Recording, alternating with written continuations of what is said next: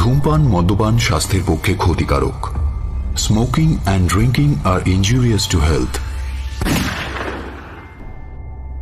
বরাকর জায়গাটা পশ্চিমবঙ্গ আর বিহারের বর্ডারে। তার এদিকে কুলটি, ওপারে কুমারডুবি। বহুকাল আগে আমার ঠাকুরদা বরাকর নদীর নির্জন প্রান্তে শালবনের কাছে একটা দোতলা বাড়ি করেছিলেন। শুনেছি প্রতি বছর তিনি সপরিবারে এখানে হাওয়া বদলাতে আসতেন। কিন্তু এখন লোকে চেঞ্জে বা হাওয়া বদলাতে বিহার বা ছোটনাগপুরে বড় একটা যায় না।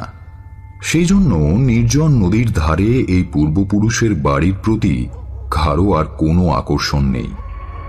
নিরিবিলি জায়গাটা বর্তমানে ভয়ের জায়গা হয়ে উঠেছে। চুরি ডাকাতি, খুন খারাপি কি না হতে পারে।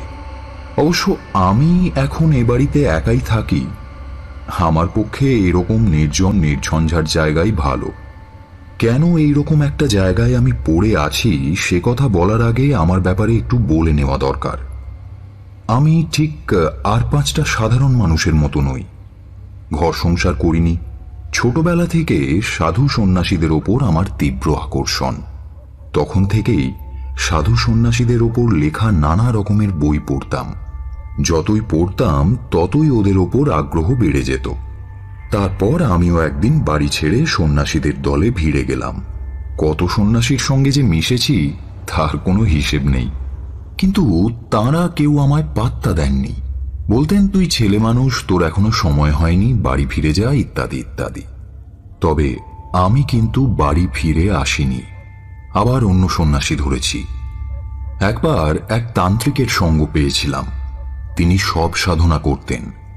নির্জন ভয়ঙ্কর শ্মশান ঘাটে গভীর রাত্রে একটা মড়ার ওপর বসে সারা রাত মন্ত্র পড়ে যেতেন। এই সাধনা খুবই কঠিন। নানা রকম ভয়াবহ ঘটনা ঘটত, আর তাতে ভয় পেলেই মৃত্যু, আর ভয়কে জয় করতে পারলেই সিদ্ধি। হয়ে ওঠা যায় মহাশক্তির অধিকারী। আমারও সাধ হলো, আমিও সব সাধনা শিখব। তা তান্ত্রিক গুরুদেবকে এ কথা বলতেই তিনি লাল চোখে কটমট করে আমার দিকে তাকিয়ে সজোরে গালে একটা চড় মেরে বললেন, উফ, সে কি চড়! এক চড়ে আমার মাথা ঘুরে গিয়েছিল। তাই ওখান থেকে চলে এসে আবার ঘুরতে ঘুরতে একটা গ্রামের বাইরে নির্জন এক শ্মশানে একটা বুড়োর সন্ধান পেলাম। লোকে তাকে বলতো বুড়ো বাবা, কিন্তু কেউ তার কাছে ঘেঁষত না। বলতো উনি নাকি ভয়ঙ্কর সাধু। শ্মশানটা ছিল একটা শুকিয়ে যাওয়া নদীর পাশে। টোপাপানা আর কলমির বনে ডাঙার কাছটা ভরে উঠেছিল। এদিক ওদিক মরা কুকুর, বেড়াল, ছাগল এইসব পড়ে রয়েছে। দুর্গন্ধে প্রাণটা যেন গলায় আটকে আসে। এছাড়া সব যাত্রীদের ফেলে যাওয়া ভাঙা হাঁড়ি কলসিও ছড়িয়ে ছিটিয়ে রয়েছে এদিক সেদিক। একটা বিকট মরার মাথার খুলিও দেখতে পেলাম জলের ধারে পাকুড় গাছটার গোড়ায়। গা শিউরে উঠল। এখানেই একটা বট গাছের নিচে বুড়ো বাবার দেখা পেলাম। ছেঁড়া ময়লা একটা কাঁথা জড়িয়ে পড়ে আছেন তিনি। মাথায় ঝাঁকড়া ঝাঁকড়া চুল জট পাকিয়ে গিয়েছে। সারা শরীরে মরা পোড়ানোর ছাই ভস্ম মাখা। কাঁথা জড়ানো থুতথুড়ে বুড়ো বাবাকে দূর থেকে দেখে মনে হচ্ছিল যেন একটা ময়লা কাপড়ের পুঁটলি। বুড়োকে প্রণাম করার অনেকক্ষণ পর মনের ইচ্ছেটা জানালাম। শুনে তো তিনি একেবারে তেড়ে এলেন। বললেন, দুধ হারামজাদা, নইলে বেঘরে মরবি, এই বলে দিলাম। বুড়োর মুখে প্রথমেই মরার কথা শুনে খুব উৎসাহ পেলাম। বুঝলাম এখানে সাংঘাতিক একটা কিছু ঘটলেও ঘটতে পারে।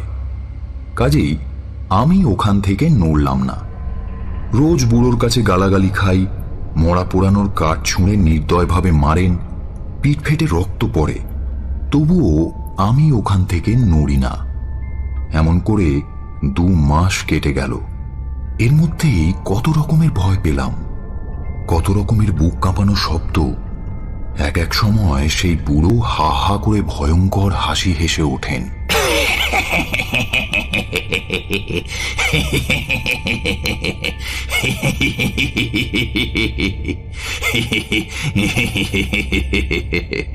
আমি তখন তার দিকে তাকিয়ে বাবা বাবা বলে ডাকতে থাকি।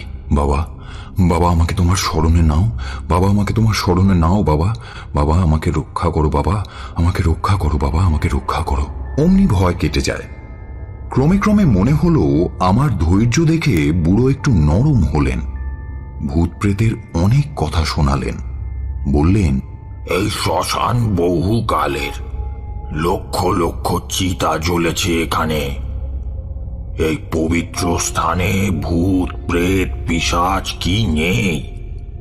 ভূত ছাড়াও আছে গোদান, আছে বেঁকি। মানুষ মরলে চোখে দেখা যায় না, তবু তারা থাকে। অনেক রকমের প্রাণীর ভূত আছে যাদের বুদ্ধি মানুষের থেকেও কম, কিন্তু শক্তি বেশি। এরা হলো ডাকিনী, সখিনী, আর আর এক ধরনের অপদেবতা আছে, তারাও সাংঘাতিক। এদের বলে হাকিনী। মন্ত্র বলে এদের বশ করতে পারলে এদের যা করতে বলবি তাই করবে, কিন্তু একটু অসাবধান হলেই এরা তোকেই মেরে ফেলবে। হ্যাঁ। আমি অবাক হয়ে এই প্রেত সিদ্ধ বুড়ো বাবার কথা শুনে চলি। শ্রদ্ধা আর বিশ্বাস আরো বেড়ে যায়। শেষে একদিন ভয়ে ভয়ে সব সাধনা শিখিয়ে দেওয়ার জন্য বললাম। এই উদ্দেশ্যেই তো আমার আশা। আমার কথা শুনে বুড়ো প্রথমে চটে গেলেন। অনেক কষ্টে শেষ পর্যন্ত বুড়োকে রাজি করাতে পারলাম। তিনি বললেন, এত করে যখন বলছিস, ঠিক আছে, দেব, তবে ক্ষতি হলে বাঁচাতে পারবো না, এই বলে দিলুম। আনন্দে লাফিয়ে উঠলাম আমি। সাধনা করতে গিয়ে যদি আমার প্রাণও যায় তাতেও আমার কোনো আফসোস নেই। বুড়ো একটু মুচকি হাসলেন, বললেন, তবে যা, বাজার থেকে এই জিনিসগুলো কিনে আনগে। 2-3 দিন ধরে বুড়োর ফর্দ মতো জিনিসগুলো শহরে গিয়ে কিনে আনলাম, কিন্তু আসল জিনিস কই? মৃতদেহ। মৃতদেহ তো আর বাজারে কিনতে পাওয়া যায় না। এই কদিন ঘাটে একটা মড়াও আসেনি, আর তাছাড়া মড়া এলেও বাকি। সে মড়া কি আর পাওয়া যাবে? যারা মড়া নিয়ে আসবে তারা মড়া পুড়িয়ে চলে যাবে। একমাত্র যদি প্রবল বৃষ্টি হয়, চিতা জ্বালাতে না পেরে মড়া ভাসিয়ে দিয়ে তারা চলে যেতে পারে, কিন্তু সেই সম্ভাবনাই বা কোথায়? বুড়ো মুচকি হাসতে লাগলেন। আমি জিজ্ঞেস করলাম, এখন তাহলে কি হবে বাবা? আমার করুণ অবস্থা দেখে বুড়োর মনে যেন দয়া হলো। তিনি বললেন, তাহলে একটা কাজ কর, আমায় গলা টিপে মেরে ফেল, তারপর আমার মৃতদেহের ওপর বসে। প্রথমে ভেবেছিলাম বুড়ো হয়তো মশকরা করছেন, কিন্তু যখন তিনি তার বড় বড় বাঁকানো নখযুক্ত হাত দিয়ে আমার হাত ধরলেন, তখন আমার মনে হলো সেই শরীরে যেন উষ্ণতার লেশ মাত্র নেই। আমার সারা শরীরে একটা শিহরণ খেলে গেল। ওরে, আমি বলছি তো, তুই আমায় মেরে ফেল, আমার শরীরটা তাহলে সব সিদ্ধ হবে, আর আমিও একটা সৎ কাজ করে মুক্তি পাব। আমি বিভ্রান্ত হয়ে পড়লাম। বললাম, না না না, ও খুনটুন করে আমি ফাঁসি কাঠে ঝুলতে পারবো না। দূর পাগল, পুলিশ টের পাবে কি রে? এখানে তো কোনো জনমানবই নেই। নে নে, শেষ করে ফেল আমাকে। তারপর তিনি তার সরু খসখসে চামড়ার গলাটা বাড়িয়ে দিলেন আমার দিকে। আমি খুন করতে পারবো না বাবা, আমি খুন করতে পারবো না বলে ছুটে পালানোর চেষ্টা করতেই বুড়ো খপ করে আমার হাতটা ধরে নিলেন। সে যে কি শক্ত হাত তা আমি বলে বোঝাতে পারবো না। ওই থুরথুরে জরাজীর্ণ শরীরে উনি এত শক্তি পেলেন কোথায়? বস বস বস, তোকে কোথাও যেতে হবে না, আর আমাকেও মারতে হবে না। আজ থেকে 3 দিন পর অমাবস্যার রাতে একটা মরা এসে ভিড়বে ঘাটে, তাকে নিয়েই তুই বসবি। মরা যে আসবে তা আপনি কি করে জানলেন? ও, আমি সব জানতে পারি। কোত্থেকে আসবে? সেই কথাই তো বলছি। এখান থেকে 1 মাইল পথ দূরে গদাধরপুরের চামারদের একটা 14-15 বছরের ছেলে মরবে। আমি তাকে দেখেছি, ভারী সুলক্ষণ আছে। হ্যাঁ, কিন্তু সে যে মরবেই এটা আপনি কি করে জানলেন? বললাম তো, আমি সব জানতে পারি। সে ক্ষমতা আমার যদি না থাকতো তুই আমার কাছে এসেছিস কেন? কথাটা শুনেই কিরকম যেন ভয় পেয়ে গেলাম আমি।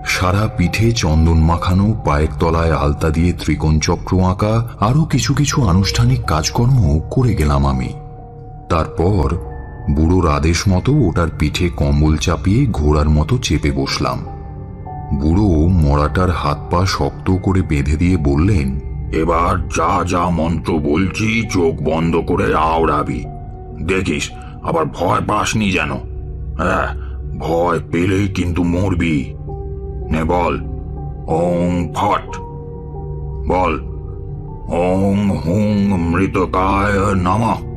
বুড়োর মুখ দিয়ে যে এমন সংস্কৃত কথা বের হবে তা ভাবতে পারিনি।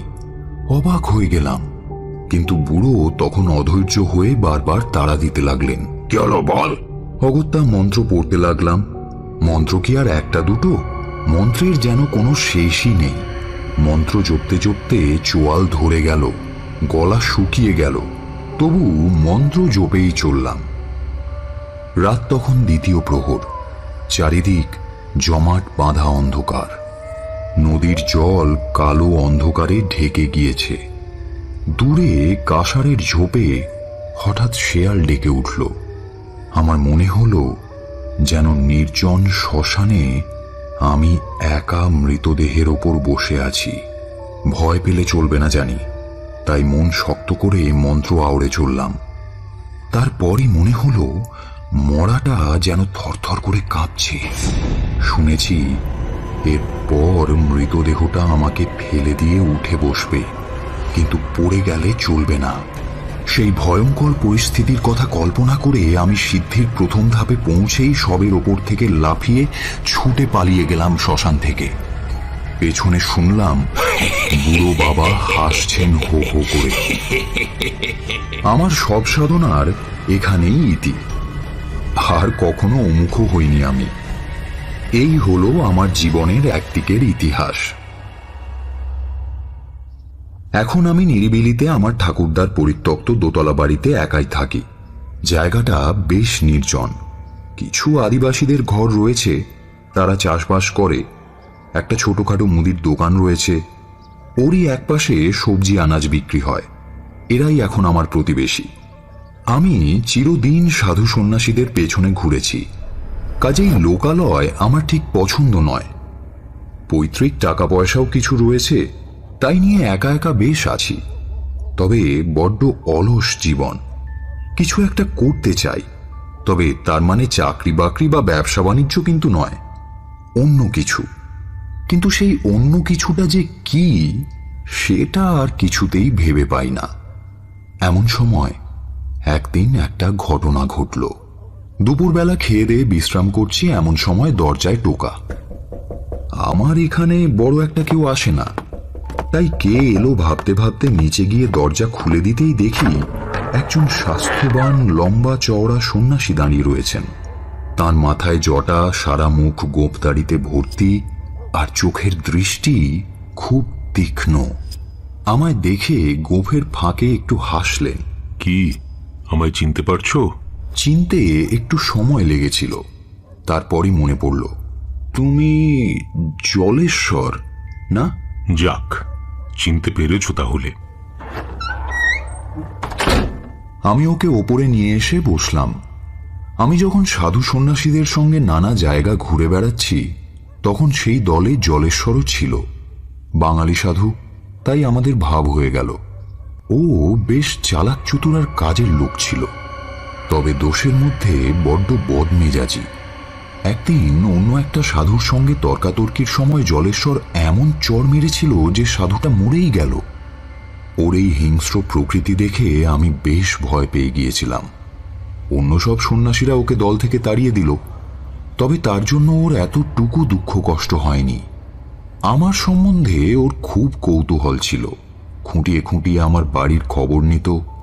আমার যে বেশ কিছু টাকা পয়সা আছে তা জানার পরও জিজ্ঞেস করত তাহলে কেন সংসার না করে সন্ন্যাসী হয়েছি আমি।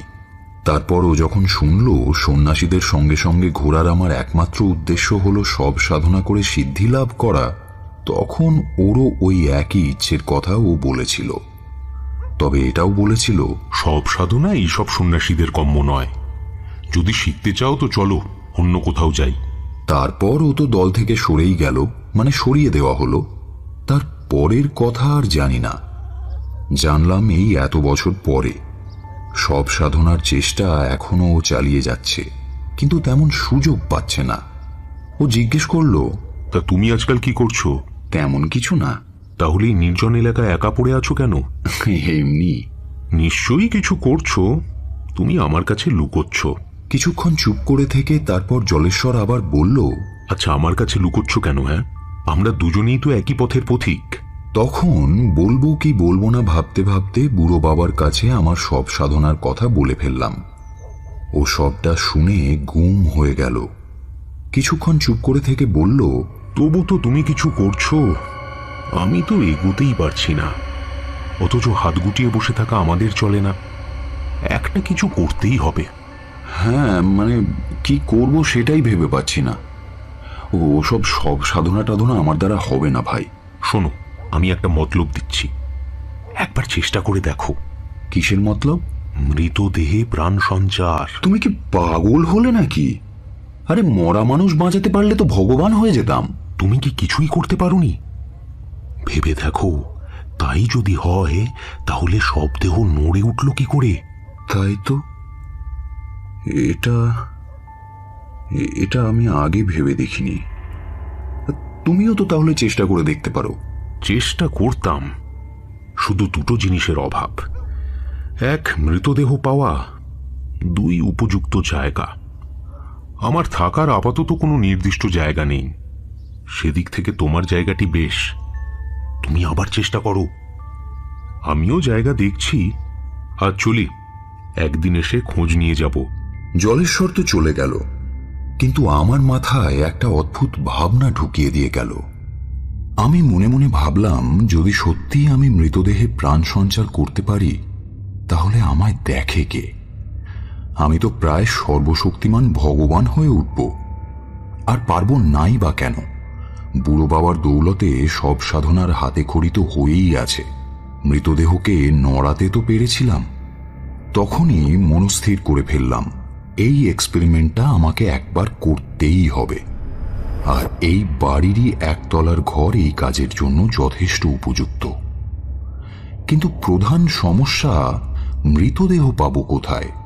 ও জিনিসটা তো আর দোকানে কিনতে পাওয়া যায় না। ভাবতে ভাবতে ছোটবেলায় পড়া রূপকথার একটা গল্প মনে পড়ে গেল। এক রাক্ষসী মরা বাঘের হাড়গোড় জোগাড় করে তাকে বাঘের আকৃতি দিয়ে মন্ত্র পড়ে জ্যান্ত বাঘ করে তুলেছিল।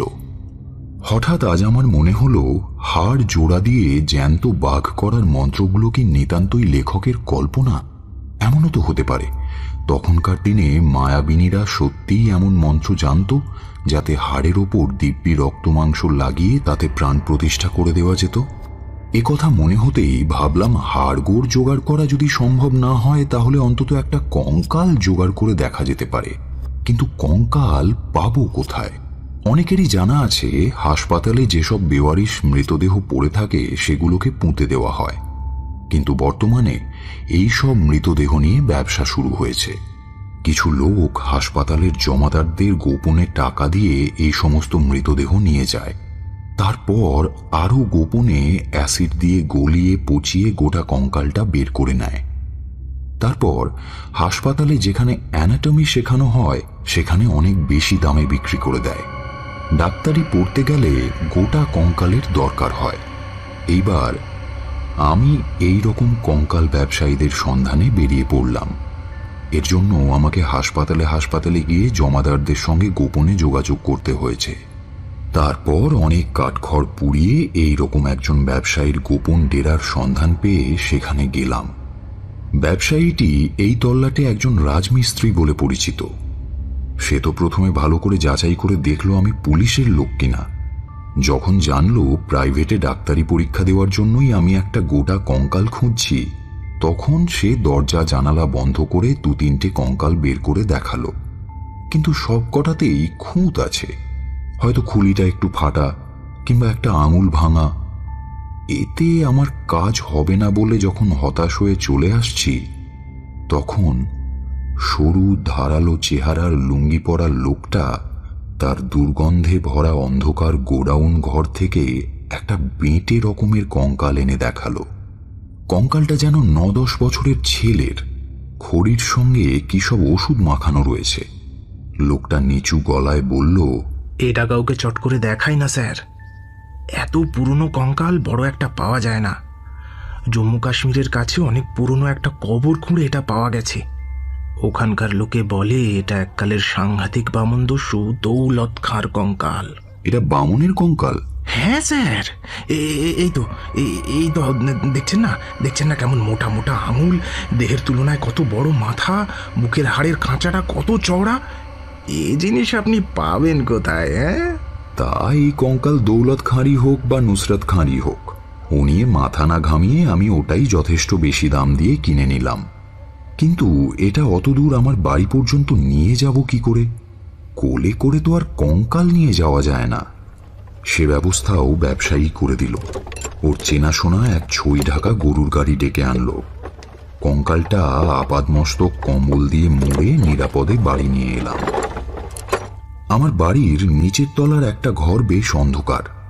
সেখানেই পুরু করে খড় বিছিয়ে তার উপর কঙ্কালটা রাখতে গেলাম। কিন্তু কঙ্কালটা আমার হাত থেকে যেন পিছলে পড়ে গেল। আশ্চর্য হলাম, পড়ে যাওয়ার তো কথা নয়। আমি তো দুহাত দিয়েই ধরেছিলাম। আর পড়বি পর একেবারে উপুর হয়ে। আমি হাঁটু গেড়ে বসে দুহাতে ধরে কঙ্কালটাকে চিৎ করে শুইয়ে দিলাম। চিৎ করে শুইয়ে দিতেই মনে হলো কঙ্কালটার চোখের গর্তগুলো যেন কেমন একটা। গর্তের ভেতরে কিছু যেন চিকচিক করছে। ভাবলাম বোধহয় চোখের কোটরে এক ঝাঁক জোনাকি বাসা বেঁধে আছে। একটা কাঠি দিয়ে খোঁচালাম। কাঠিটা চোখের গর্তে দিব্যি ঢুকে গেল। কিছু মাটি ঝরে পড়ল। প্রথমটা চিকচিক করতে দেখে ঘাবড়ে গিয়েছিলাম। এ আবার কি রে বাবা? এখন নিশ্চিন্ত হলাম। জানালা বন্ধ করে দরজায় শেকল তুলে দিয়ে ওপরে উঠে এলাম। মনে মনে বললাম, আপাতত এখানে কিছুদিন আরাম করে ঘুমো। ওপরে উঠে এসেও মনটা কেমন যেন খুঁত খুঁত করতে লাগলো।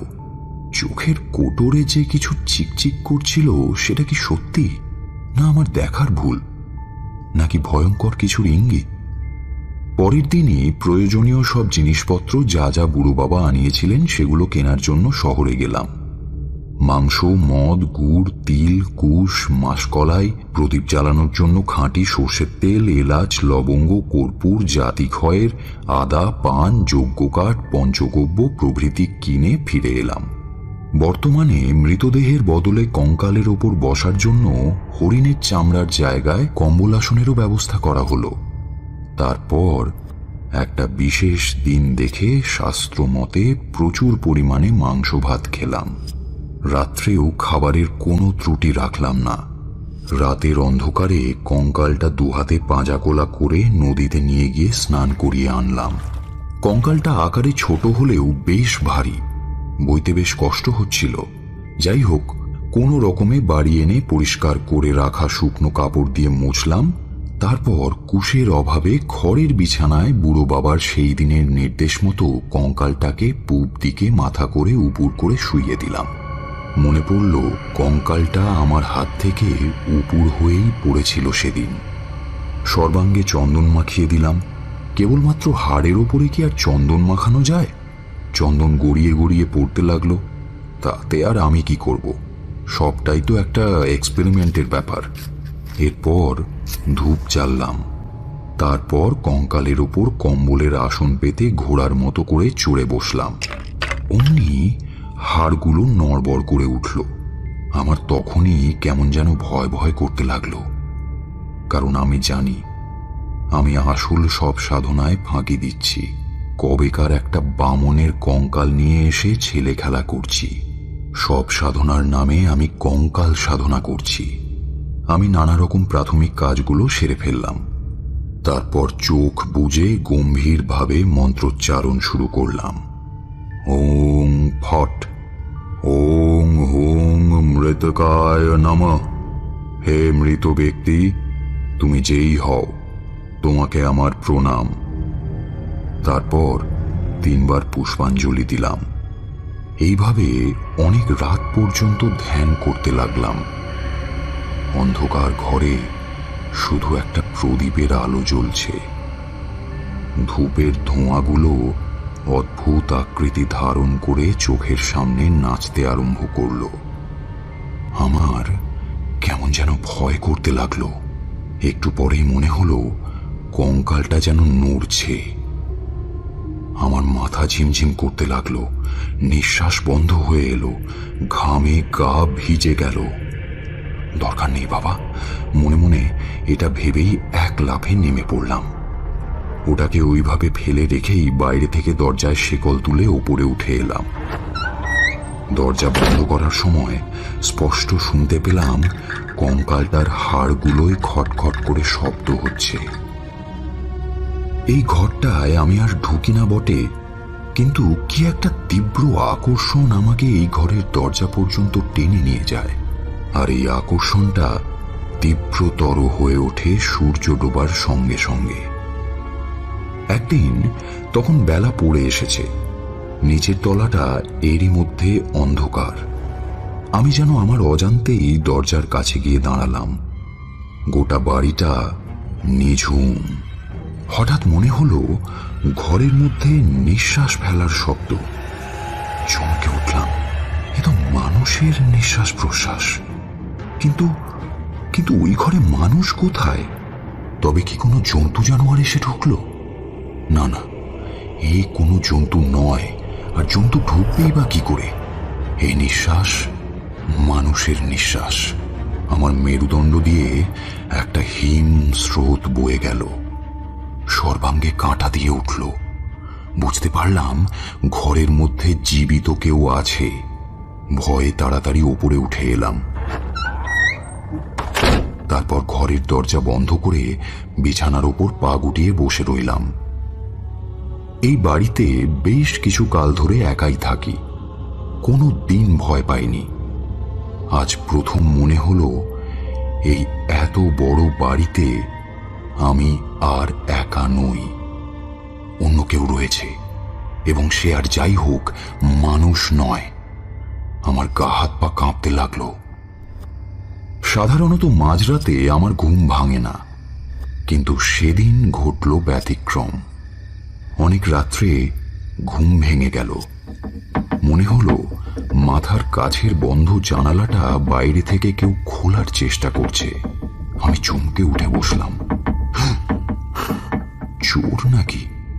নিঃশ্বাস বন্ধ করে কান পেতে রইলাম। কিছুক্ষণ কোনো শব্দ নেই। তারপরেই আবার শব্দটা হলো। কেউ যেন জানালার পাল্লাটা ধরে টানছে। আমি সমস্ত শক্তি দিয়ে চেঁচিয়ে উঠলাম, কে কে ওখানে? শব্দটা থেমে গেল, কিন্তু মিনিট দুই পরেই অন্যরকম একটা শব্দ হলো। মনে হলো একটা কিছু যেন ভারী জিনিস জানালা থেকে পড়ে গেল, অথবা কেউ লাফিয়ে নামলো। সে রাত্রে আর ঘুম হলো না। কে এসেছিল দোতলার জানালায়, আর কেনই বা জানালাটা খোলার চেষ্টা করছিল? কিছুই বুঝতে পারলাম না।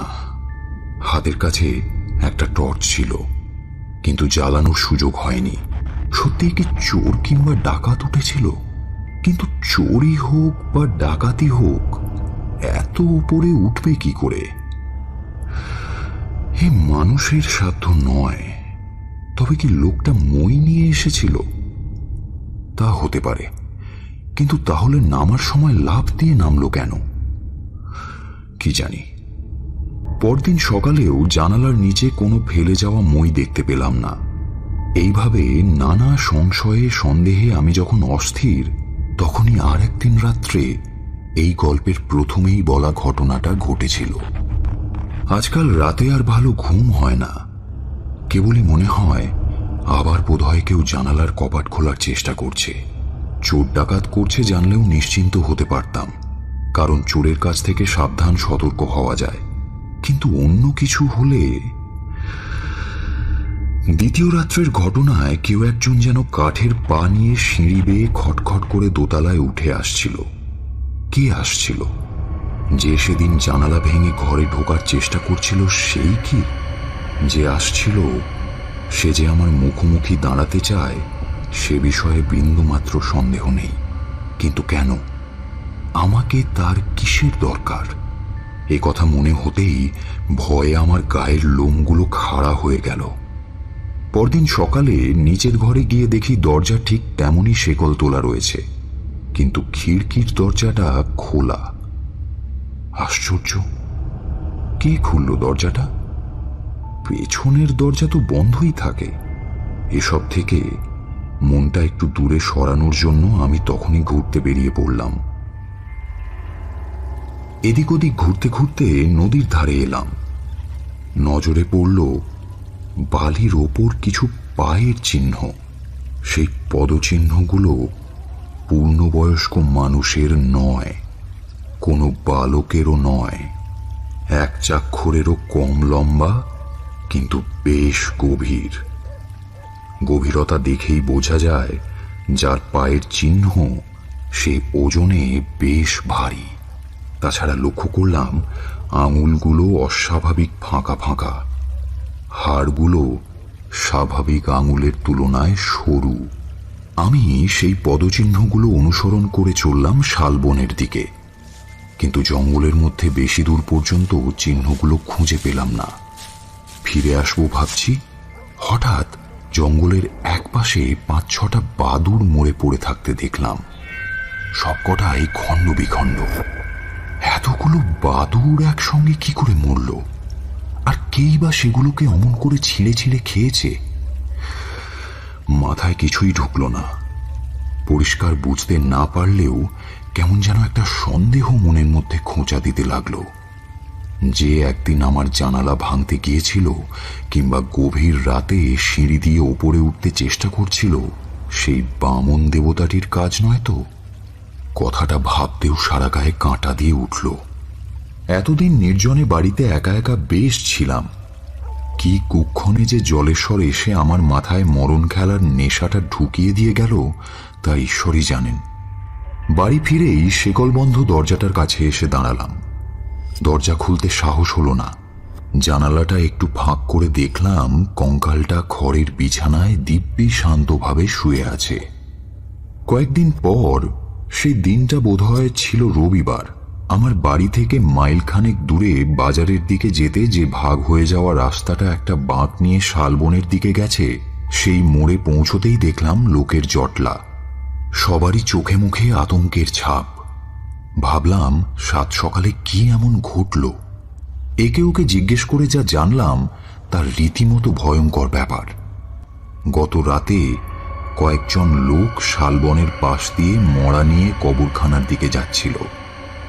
সব বাহিরা আগে আগে যাচ্ছিল, আর পেছনে জনা তিনেক। তাদের হাতে ছিল লণ্ঠন, শাবল, কোদাল।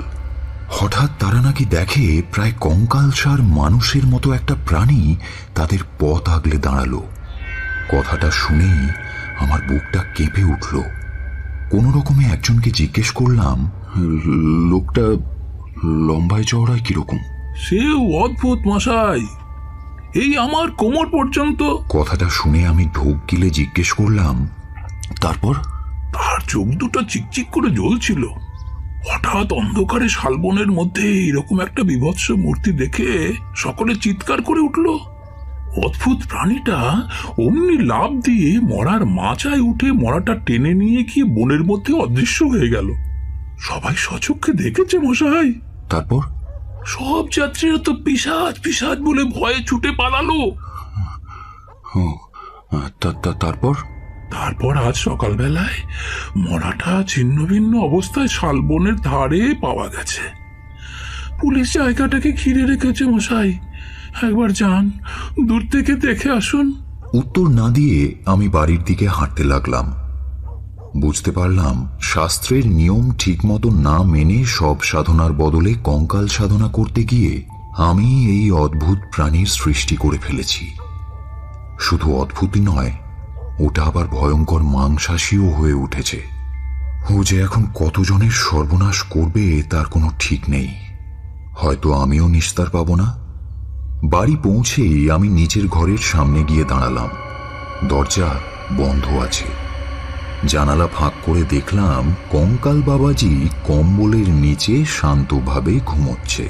সারা রাত ঘুরে শেষে এই ঘরেই এসে একটু বিশ্রাম নেয়। এই ঘরটা যেন ওর নিজের ঘর হয়ে গিয়েছে। সেদিন সকালবেলা পাড়ার মুদির দোকান থেকে চাল ডাল কিনতে গেলাম। দেখি কয়েকজন বসে গম্ভীরভাবে কি যেন আলোচনা করছে। আমায় দেখে মুদির দোকানের মালিক রাজেন ঘোষ বলল, এই যে মল্লিক মশাই, খবর সব শুনেছেন তো? বুঝতেই পারলাম কি বলতে চাইছে, তবু না বোঝার ভান করে বললাম, কি খবর? সে কি মশাই, গোটা গায়ে হইচই পড়ে গেছে, লোকে ভয়ে কাঁপছে, আর আপনি কিছুই জানেন না? ও আচ্ছা, হ্যাঁ শুনেছি বটে। কোথা থেকে নাকি একটা কি পিশাচ নাকি দেখা গিয়েছে। শুধু পিশাচ? ওটা না পুরোপুরি পিশাচ, না ব্রহ্মদত্তি, না ভূত। পশু পাখি জীব জন্তু যা পাচ্ছে তাই খাচ্ছে, এমনকি মরা পর্যন্ত। এবার তো জ্যান্ত মানুষ ধরে খাবে মশাই। আমি চুপ করে শুনে গেলাম। বেশি কথা বলতে সাহস পেলাম না, কিন্তু মারাত্মক খবরটা দিল রেশন দোকানের কমল গড়াই। বলল, আমার বউ তো পরশুদিন রাত্রে আপনার বাড়ির কাছে ঘোরাঘুরি করতে দেখেছে। ওই হাত দুয়েক মতো লম্বা একটা জ্যান্ত কঙ্কাল।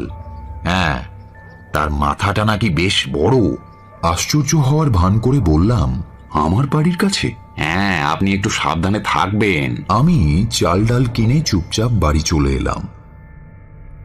একদিন বিকেলে আকাশ কালো করে মেঘ এসেছে, সেই সঙ্গে শুরু হলো ঝড়। জানালা বন্ধ করতে গিয়ে দেখি ছাদের বারান্দায় আমার যে পোশাক শুকোতে দিয়েছিলাম সেটা উড়ে যাচ্ছে।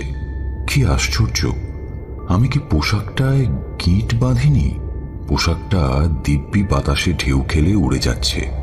তাড়াতাড়ি নিচে নেমে পোশাকটা উদ্ধার করতে ছুটলাম। দেখলাম সেটা গিয়ে একটা আম গাছের ডালে আটকে গেছে। কোনো রকমে লাফ দিয়ে একটা কঞ্চির সাহায্যে ওটা পেরে নিলাম। প্রচণ্ড ঝড়ের মধ্যে বাড়ি ফিরে দোতলায় উঠতে যাচ্ছি, হঠাৎ একটা শব্দ। তাড়াতাড়ি থামের আড়ালে লুকিয়ে পড়লাম আমি। দেখলাম কঙ্কালটা সিঁড়ি দিয়ে নেমে আসছে। ভাগ্যিস আমি উপরে ছিলাম না। অদ্ভুত আকৃতির কঙ্কালটা তার দেহটা টানতে টানতে আর বিরাট মাথাটা নাড়াতে নাড়াতে নির্দিষ্ট ঘরের দিকে যাচ্ছে। হঠাৎ পেছনে ফিরে তাকালো। আমি যতটা সম্ভব সতর্ক হয়ে নিজেকে লুকোনোর চেষ্টা করলাম। ভয়ে নিঃশ্বাস প্রশ্বাস পর্যন্ত বন্ধ। নিজের হৃদস্পন্দন নিজের কানেই শুনতে পাচ্ছি। ধীরে ধীরে কঙ্কালটা চলে গেল। এবারও নিজেই শেকল খুলে ঘরে ঢুকবে। আজকাল তাহলে ও দোতলাতেও উঠতে আরম্ভ করেছে। এইটা আরো বেশি ভয়ের ব্যাপার। ও আমাকে খুঁজছে, কিন্তু কেন? নিশ্চয়ই আমার সঙ্গে গল্প করার জন্য নয়। আমার হাত পা হিম হয়ে গেল। এরপর একা এই বাড়িতে এই মূর্তিমান আতঙ্কটির সঙ্গে থাকবো কি করে? আর না থেকেই বা যাব কোথায়? চিরটা কালই তো আমি লোকালয় থেকে দূরে থেকেছি, কিন্তু একটা কথা ভেবে পাচ্ছি না, কঙ্কালটা এমন হিংস্র হয়ে উঠল কেন? এর পেছনে কি কোনো ইতিহাস আছে? যার কাছ থেকে এটা কিনেছিলাম সে বলেছিল এটা নাকি এককালের সাংঘাতিক বামনদস্যু দৌলত খাঁর কঙ্কাল। কিন্তু সে কতকাল আগের? কি এমন সাংঘাতিক কাজ করেছিল দৌলত খাঁ? ভাবলাম ওর ইতিহাস আমায় জানতেই হবে, আর এটা জানতে পারে সেই ব্যবসায়ীটি। সেই দিনই আমি ব্যবসায়ীটির সঙ্গে দেখা করতে অনেক দূরের অজানা এক গ্রামের উদ্দেশ্যে রওনা দিলাম। ব্যবসায়ীর নাম ইদ্রিস আলী। এদিনও সে পরনে লুঙ্গি জড়িয়ে একজনের সঙ্গে বাড়ি মেরামতের খরচের হিসেব কষছিল। আমাকে ঠিক চিনতে পারেনি।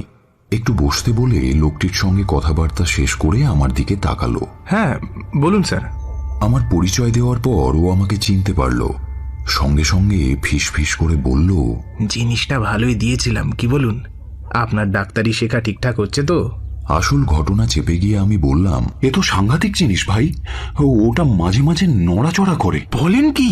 হ্যাঁ সত্যি, তা না হলে এতদূর ছুটে আসি। কিন্তু আমার কাছে এতদিন ছিল, কখনো তো নড়তে দেখিনি। যা হোক, সাবধানে থাকবেন। শুনেছি ওটা দৌলত খাঁর কঙ্কাল। সাংঘাতিক বামনদস্যু ছিল। কত যে খুন করেছিল তার হিসেব নেই। ওটা কিন্তু আর ফেরত নিতে পারবো না। ফেরত দেওয়ার কথা ভাবছি না। আসলে আসলে আমি এসেছিলাম এই দৌলত খাঁর কথা জানতে। খুব কৌতূহল হচ্ছে জানো। তুমি কিছু জানো না? এই যতটুকু বললাম তার চেয়ে বেশি জানি না, জানার ইচ্ছেও নেই। আমি গোপন ব্যবসা করি, এই পর্যন্ত জেনেছি এটাই অনেক। তাছাড়া দৌলত খাঁর ব্যাপার তো বহুকাল আগের। হ্যাঁ, তা বটে, কিন্তু আচ্ছা, ও সম্বন্ধে আর কেউ কিছু বলতে পারেন না? যার কাছ থেকে এটা পেয়েছিলাম হয়তো একমাত্র সেই বলতে পারবে। তার ঠিকানাটা আমায় দেওয়া যাবে? বলেই 5টা 100 টাকার নোট ওর হাতে গুঁজে দিলাম। এই দৃশ্যে খুশি হয়েছে তা ওর চোখ মুখ দেখেই বুঝতে পারলাম। তা না হয় দিচ্ছি, কিন্তু সে তো অনেক দূর, সেই জম্মু কাশ্মীর পেহেলগাম ছাড়িয়ে। আচ্ছা বল, আপনাকে অবশ্য প্রথমে জম্মুতেই নামতে হবে, তারপর যত দূরই হোক দৌলত খাঁর ইতিহাসটা আমায় জানতেই হবে ভাই। তুমি এক কাজ করো, তুমি ঠিকানাটা লিখে দাও। ইদ্রিস ঠিকানা লিখে দিল। ঠিকানাটা নিয়ে আমি চলে আসছি, এমন সময় সে পিছু ডাকলো। আরে ও মশাই, শুধু ঠিকানা পেলেই হবে? যারা কবর খুঁড়ে পুরনো কঙ্কাল বের করে তারা যে কি সাংঘাতিক তা আপনি ভাবতেও পারবেন না। পুলিশের স্পাই মনে করে ওরা হয়তো জ্যান্ত পুঁতে ফেলে আপনাকেই কঙ্কাল বানিয়ে দেবে। তাহলে এখন উপায়? দাঁড়ান, একটা চিঠি লিখে দিচ্ছি। কথাটা বলেই সে আমার সামনে বসেই উর্দুতে একটা চিঠি লিখে দিল। তারপর খামের ওপর একটা লাল ছাপ মেরে দিল। এবার নিশ্চিন্ত মনে যান, দেখবেন চিঠিটা যেন না হারায়। তবু যদি বিপদে পড়েন তাহলে বলবেন ইদ্রিসের মাথায় এক গাদা উকুন হয়েছে। মনে থাকবে? হ্যাঁ, মনে থাকবে। অনেক ধন্যবাদ। বুঝলাম কথাটা সাংকেতিক। ইদ্রিস ফের ডেকে বলল, আর শুনুন, এইভাবে ধুতি পাঞ্জাবি পরা বাবু সেজে গেলে সন্দেহ এড়াতে পারবেন না। ফকির সেজে যাবেন, বলবেন দেশ ভ্রমণ করেন, নানা জায়গার কবরের উপর বই লিখবেন। আচ্ছা তাই করব, কিন্তু ফকির বই লিখবে? কেন, ফকির হলে কি পড়ালেখা জানতে নেই? হ্যাঁ, তা বটে। আচ্ছা, আজ আসি। অনেক ধন্যবাদ। ইদ্রিসের কাছ থেকে বিদায় নিলাম। ফকির সন্ন্যাসী সাজা আমার পক্ষে কোনো ব্যাপারই নয়। জীবনের বেশিরভাগ সময়ই তো আমি সাধু সন্ন্যাসী সেজেই ঘুরে বেরিয়েছি। বড় বড় চুল তো ছিলই, অল্প দাড়ি একটু কেটে ছেঁটে ঠিক করে নিলাম। কালো একটা আলখাল্লা চাপিয়ে নিলাম, তার সাথে একটা কালো বড় ঝুলি, চোখে সুরমা এবং গলায় কাঁচ পাথরের মালা। ব্যাস, একেবারে নির্ভেজাল ফকির হয়ে গেলাম। তারপর একদিন শিয়ালদা থেকে জম্মু তাওয়াই এক্সপ্রেসে চড়ে বসলাম। মনে বেশ আনন্দ, কতদিন পরে দেশ ভ্রমণে চলেছি। তাছাড়া ওই হতভাগা কঙ্কালটার হাত থেকেও কিছুদিন রেহাই পাব। পাক্কা 2 রাত্রি কাটিয়ে জম্মু পৌঁছলাম। সেখানে সকালে বাসে উঠে শ্রীনগর, রাত্রিটা একটা ছোটখাটো হোটেলে কাটিয়ে পরের দিন পেহেলগাঁও পৌঁছলাম। সেখান থেকে মাটান হয়ে আচ্ছাবল। আঁকাবাঁকা পাহাড়ি রাস্তা, মাঝে মাঝে ঝর্ণা, গোড়ালি ডোবা সরু নদী, কখনো কখনো ছোট ছোট ঘরবাড়ি। এখানেই রয়েছে মোগল বাগান। কাছেই ভৃঙ্গি নদীর জলধারা পাহাড় থেকে এখানে ঝর্ণা হয়েছে। আর এখানেই 1640 খ্রিস্টাব্দে শাহজাহান কন্যা মোগল উদ্যান তৈরি করিয়েছিলেন, যার সুন্দর সবুজ লনে কেয়ারি করা অজস্র রং বেরঙের ফুলের মাধুর্য ছড়িয়ে আছে। কিন্তু প্রাকৃতিক সৌন্দর্য উপভোগ করার মতো মনের অবস্থা তখন আমার ছিল না। জালালউদ্দিনের ঠিকানা খুঁজে বের করতেই হবে, জানতে হবে বামুনদস্যু দৌলত খাঁর ইতিহাস। এটা খুব একটা সহজ কাজ নয়। অনেক খোঁজাখুঁজির পর জালালউদ্দিনের সন্ধান পেলাম। এখানে ছোটখাটো একটা সরাইখানা চালায়, যেমন লোক দেখানোর জন্য রাজমিস্ত্রির কাজ করে ইদ্রিস, সেই রকম। একটা ছোট ঘরে বসেছিল 3 জন। লম্বা চওড়া চেহারা, চোয়াল শক্ত, চোখগুলো সাপের মতো। এরা যে শুধু পুরনো কবর খুঁড়ে কঙ্কাল চুরি করে তাই নয়, বোধহয় আরো কিছু ভয়ানক কাজটাজও করে। চিঠিটা একজনের হাতে দিতেই খামের ওপরের নামটা পড়ে সে আরেকজনকে দিল। তার আবার একটা চোখ কানা, সম্ভবত সেই জালালউদ্দিন, কারণ চিঠিটা সেই খুলে পড়ল। চিঠিটা পড়ে সে প্রথমে একটু অবাক হয়ে আমার দিকে তাকালো, তারপর চিঠিটা অন্যদের হাতে দিল।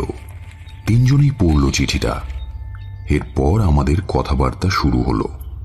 ওদের প্রশ্ন করার ভঙ্গি দেখে বুঝলাম আমি যে শুধু বই লেখার জন্যই দৌলত খাঁর ইতিহাস জানতে চাইছি তা ওরা বিশ্বাস করছে না।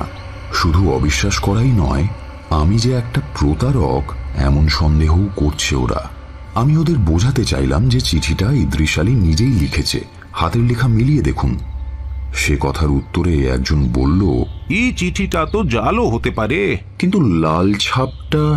এটা তো ইদ্রিসের বলেই মালুম হচ্ছে। তাহলে ওরা আরো কিছুক্ষণ চুপ করে রইল। সন্দেহ তবুও ঘুচল না। আমাকে পুলিশের লোক ভাবছে। আমি যে পুলিশের লোক নই তা প্রমাণ করতে না পারলে আমায় হয়তো মরতেই হবে। আমি করুণ দৃষ্টিতে ওদের দিকে তাকিয়ে রইলাম। আচ্ছা ফকির সাহেব, ইদ্রিস কি আর কিছু বলেছে আপনাকে? কই না তো, বলেছে এই চিঠিখানা দিলেই আমি যা জানতে চাইছি তা জানতে পারবো। ওদের একজন খেকিয়ে উঠে বলল, বাস, আর কিছু বলেনি? না, আবার কি বলবে। দেখলাম ওদের তিনজনের মধ্যে চোখে চোখে কিছু একটা ইশারা হলো। বুঝলাম বিপদ আসন্ন। চলুন ফকির সাহেব, থোড়া বিশ্রাম করে নিবেন। এই বলে পাশের একটা ঘরে নিয়ে গিয়ে বাইরে থেকে আমাকে তালাবন্ধ করে দিল। আমি প্রমাদ গুনলাম। বুঝলাম আমার আর মুক্তি নেই। আমায় ওরা বিশ্বাস করছে না। 2 দিন কেটে গেল বন্দি অবস্থায়। আমার কেবলই মাথার মধ্যে ঘুরছিল, ইদ্রিস কি আর কিছু বলেছিল? না, আর কি বলবে? ও হ্যাঁ, বলেছিল ফকিরের বেশ ধরতে হবে, কিন্তু তা তো আমি ধরেছি। আর তো কিছু বলেনি। সেদিন দুপুরবেলায় ওদের একজন ঘরে ঢুকে বলল, দেখিয়ে ফকির সাহেব, আপনি কি মতলবে এখানে এসেছেন এবার একটু খোলাখুলি বলেন তো। ইদ্রিসের চিঠিতেই তো তা খোলাখুলি লেখা আছে। ও চিঠি তো জাল আছে। না না, জাল নয়, বিশ্বাস করো। জাল যদি না হয় তা ইদ্রিস আর কি বলেছে সেটা বলো। ও আর কিছু বলেনি ভাই, সত্যি বলছি, বিশ্বাস করো। তাহলে তুমি ধাপ্পাবাজ। আর ধাপ্পাবাজের শাস্তি কি জানো? ও জানলা দিয়ে তাকিয়ে দেখো বাহার। দেখলাম দুজন লোক একটা জায়গায় কোদাল দিয়ে মাটি কোপাচ্ছে। হে ভগবান, ওরা আমার কবর খুঁড়ছে। লোকটা দরজায় তালা বন্ধ করে চলে গেল, আর আমি আসন্ন মৃত্যুর কথা ভেবে গুম হয়ে বসে রইলাম। কি কুক্ষণেই যে ওই বামনের কঙ্কালটার ইতিহাস জানতে এসেছিলাম। এর চেয়ে ওটার হাতে মরণও ভালো ছিল, তবু অন্তত নিজের বাড়িতে মরতে পারতাম। কিন্তু ইদ্রিস যেন আরও একটা কিছু বলেছিল, সে মনে পড়ছে না কিছুতেই। হ্যাঁ, বলেছিল চিঠি পড়েও যদি ওরা বিশ্বাস না করে তাহলে বলো, কি যেন বলতে বলেছিল। ইদ্রিসের কি একটা যেন রোগ হয়েছে, উদরি, ভির্মি, মাথার গন্ডগোল। না না না না না, রোগ টোগ কিছু নয়, রোগ টোগ কিছু নয়। তাহলে তাহলে তাহলে কি যে বলতে বলেছিল কিছুতেই মনে পড়ল না। এমন একটা সাংঘাতিক কথা, অথচ খুবই সামান্য একটা কিছু বলেছিল। কিছুতেই মনে পড়ছে না এখন। সামান্য একটা কথা ঠিক সময়ে কিছুতেই মনে পড়ে না। মনে না পড়লে তার যে কি অপরিসীম যন্ত্রণা। এমন সময় দরজা খুলে তিনজনেই ঢুকলো, হাতে ছোড়া। ফকির সাহেব, আমার মনে পড়ে গেছে, আমার মনে পড়ে গেছে। ইদ্রিস কিছু একটা বলতে বলেছিল, কিন্তু আমি কিছুতেই সেটা মনে করতে পারছি না। আমায় একটু সময় দাও, একটু সময় দাও। না, তুমি মিথ্যাবাদী। কথাটা বলে একজন আমার চুলের মুঠি ধরতে আমার স্মৃতির দরজা খুলে গেল। মনে পড়েছে ইদ্রিস বলেছিল ওর মাথায় এক গাদা উকুন হয়েছে। হ্যাঁ, এক গাদা উকুন হয়েছে, বিশ্বাস করো। এটাই বলতে বলেছিল, আমি ভুলে গেছিলাম। ব্যাস, যেই এই কথা বললাম অমনি যেন জোঁকের মুখে নুন পড়ল। ওরা ছোড়া ফেলে দিয়ে আমার পায়ে আছড়ে পড়ল। ফকির সাহেব, আমাদের ক্ষমা করবেন। ফকির সাহেব, আমাদের ভুল হয়ে গেছে। ফকির সাহেব, আমাদের ক্ষমা করবেন। ফকির সাহেব, আমাদের ক্ষমা করবেন। তারপর আমার সে কি দারুণ খাতির, খাওয়া দাওয়া, আদর আপ্যায়ন, কোনো কিছুরই অভাব রইল না। সেসব মিটলে জালালউদ্দিন দৌলত খাঁর সুদীর্ঘ ইতিহাস আমায় শোনালো। অনেক দিন আগেকার কথা। একবার নেপালের রাজা হিমালয়ের কাছে গাড়োয়াল রাজ্য আক্রমণ করেন। গাড়োয়াল রাজ যুদ্ধে পরাস্ত হয়ে নিজের রাজ্য ছেড়ে পালিয়ে যান। নেপালিরা রাজপ্রাসাদ, দুর্গ দখল করে অকথ্য অত্যাচার চালাতে থাকে। গাড়োয়াল রাজ কোনো উপায় না দেখতে পেয়ে ইংরেজদের সঙ্গে সন্ধি স্থাপন করেন। আর ইংরেজদের সাহায্যে নেপালিদের তাড়িয়ে গাড়োয়ালকে আবার স্বাধীন করেন। কিন্তু এর জন্য ইংরেজকে গাড়োয়ালের অনেকখানি অংশ দিতে হয়। এই অংশটি ব্রিটিশ গাড়োয়াল নামে পরিচিত হয়, আর বাকি অংশটা স্বাধীন গাড়োয়াল। গাড়োয়াল রাজ কিন্তু তার রাজধানীতে আর ফিরে এলো না। রাজধানী থেকে 32 মাইল উত্তর পশ্চিমে অলকানন্দার অপর পারে টিহরিতে নতুন করে রাজধানী স্থাপন করলেন। তার নতুন পরিচয় হল টিহরি রাজ। গাড়োয়ালের মধ্যে দেবপ্রয়াগ একটি প্রসিদ্ধ স্থান। সেখানে একটি পুরনো মন্দির আছে, তার মধ্যে রয়েছে রাম সীতার মূর্তি। এই মন্দিরের অধিকারী ছিলেন টিহরি রাজা। মন্দিরে অনেক ধন সম্পত্তি লুকোনো আছে।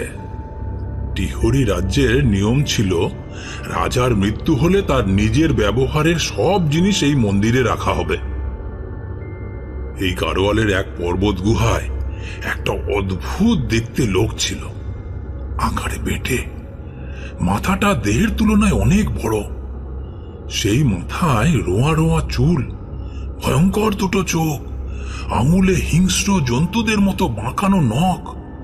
সে লোকালয়ের ভিড়ে বড় একটা আস্তানা, জীবজন্তু মেরে খেত, খুদে রাক্ষস জাতীয় আর কি।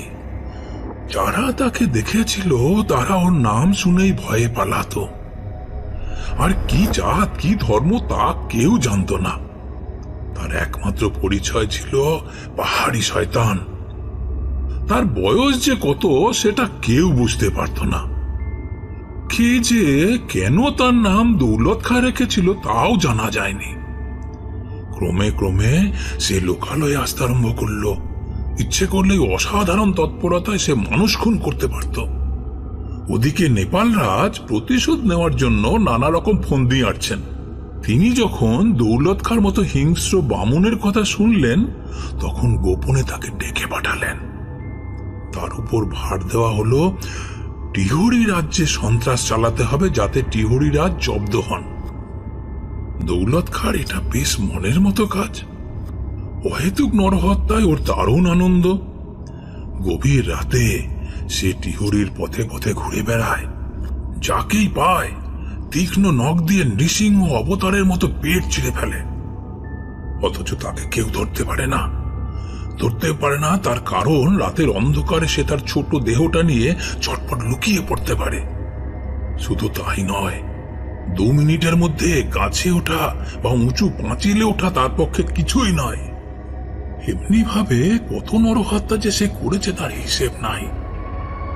এমনি সময়ে নেপাল থেকে রাজার এক চর ওর কাছে এসে বলল, রাজার ইচ্ছে দেবপ্রয়াগে টিহরি রাজের রাম সীতার মন্দিরে যে বিপুল ধন সম্পত্তি আছে তা এনে দিতে হবে। দৌলত খাঁর ধন দৌলতে লোভ ছিল না।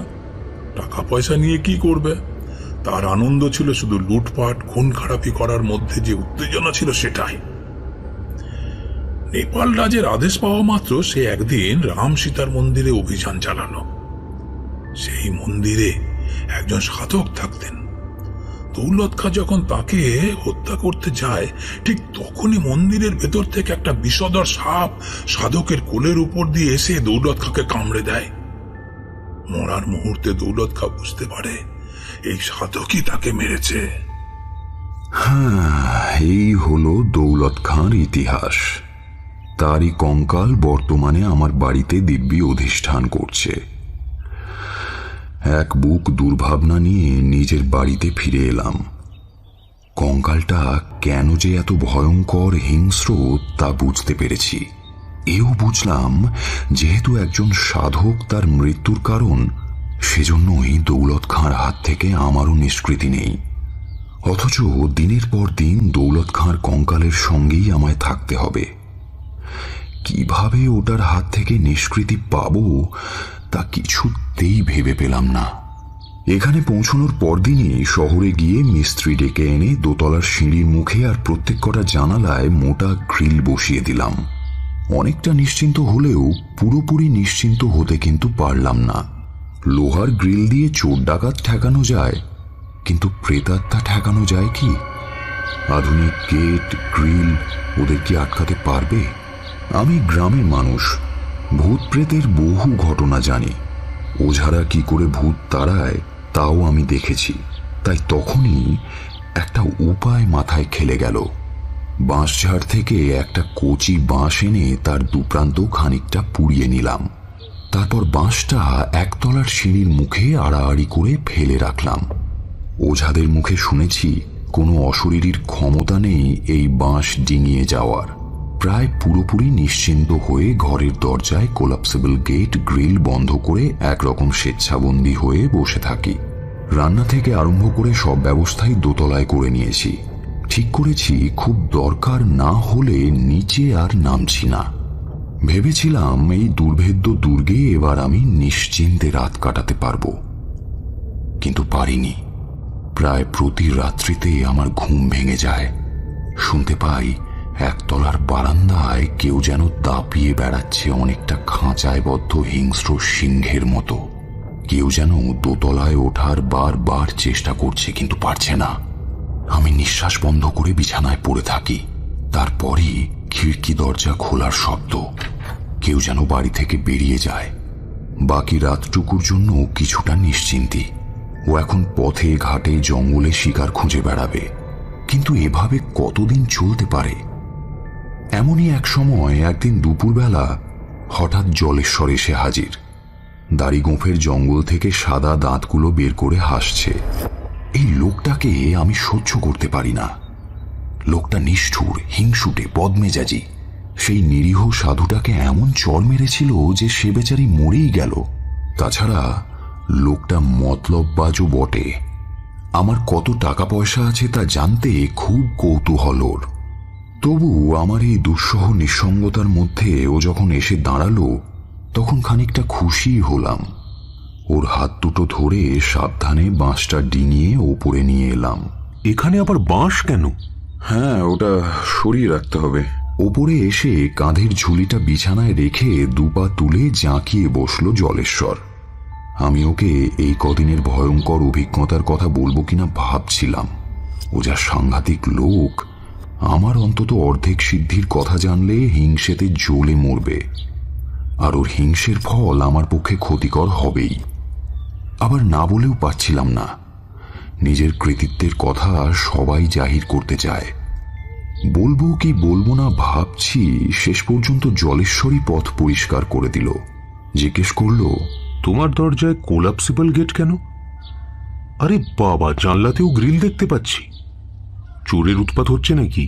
আমি আর নিজেকে সামলাতে পারলাম না। আবেগে উৎসাহে বললাম, চোর ডাকাত নয় ভাই, আরো ভয়ঙ্কর কিছু। বলে হুড়হুড় করে সব ঘটনা বলে গেলাম। শুধু দৌলত খাঁর কাহিনীটা বললাম না। সব শুনে জলেশ্বরের দু চোখ লাফিয়ে উঠল। বলো কি? জলেশ্বর কঙ্কালটা দেখতে চাইল। ওকে নিয়ে গেলাম নিচের ঘরে। কিছুক্ষণ ওটা দেখার পর সে বলল, এ তো সাংঘাতিক জিনিস, বামনের কঙ্কাল তো পাওয়াই যায় না। এরপর খানিকক্ষণ চুপ করে থেকে কিছু একটা চিন্তা করল।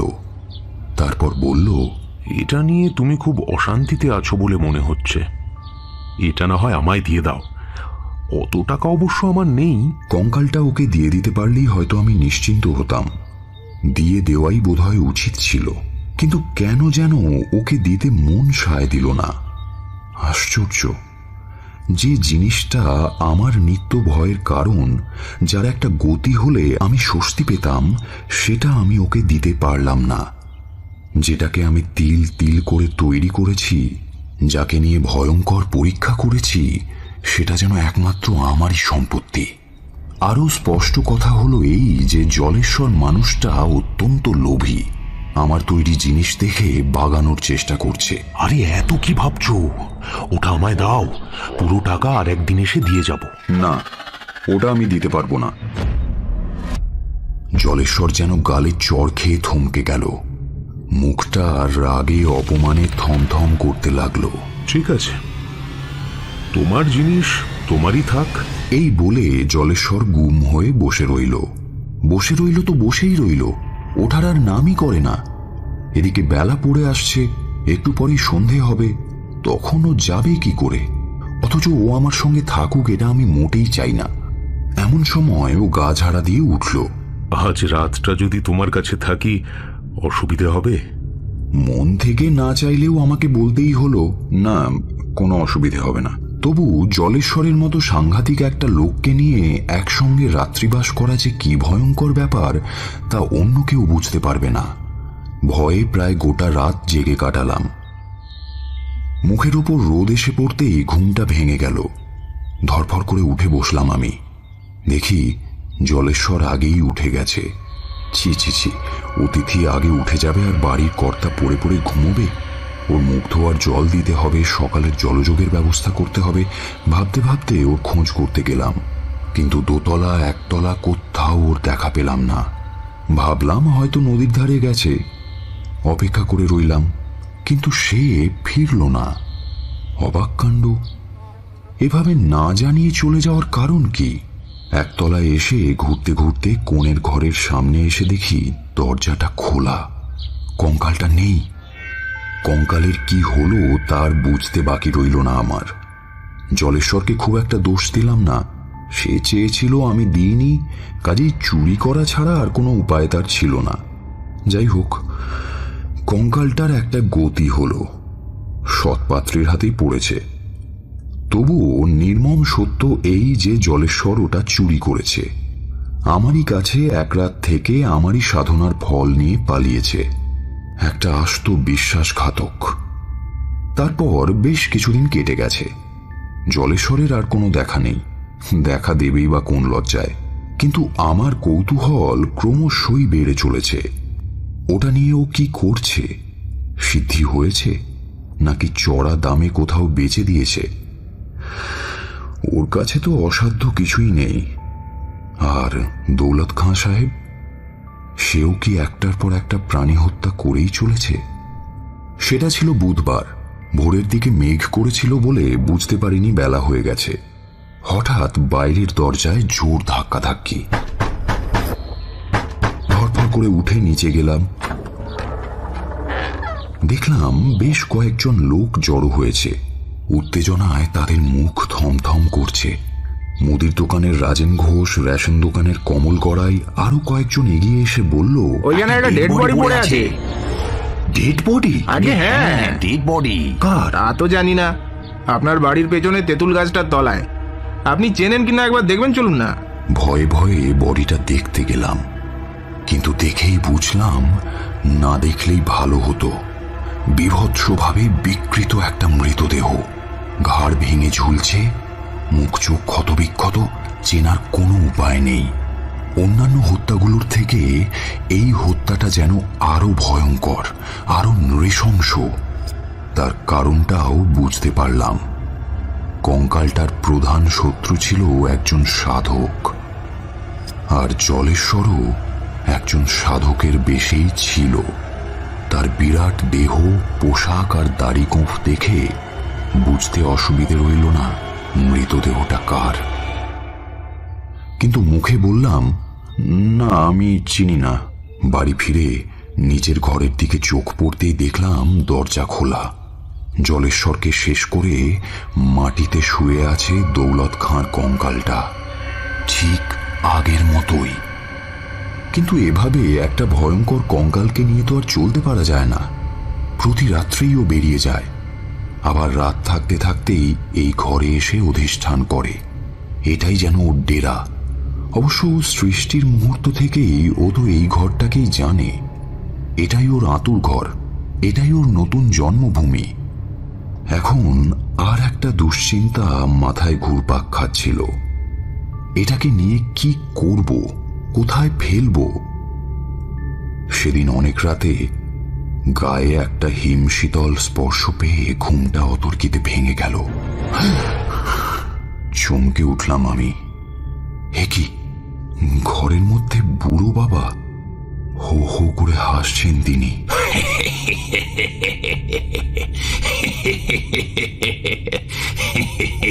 কি এত ভাবছিস? ওটা আমাকে দিয়ে যা, গতি করে দেব। হ্যাঁ। ধরফর করে উঠে বসলাম। বুড়ো বাবা যেন ভোজবাজির মতো মিলিয়ে গেছেন। এটা কি স্বপ্ন? কিন্তু তার বরফের মতো ঠান্ডা হাতের স্পর্শটা যে এখনো গায়ে লেগে আছে।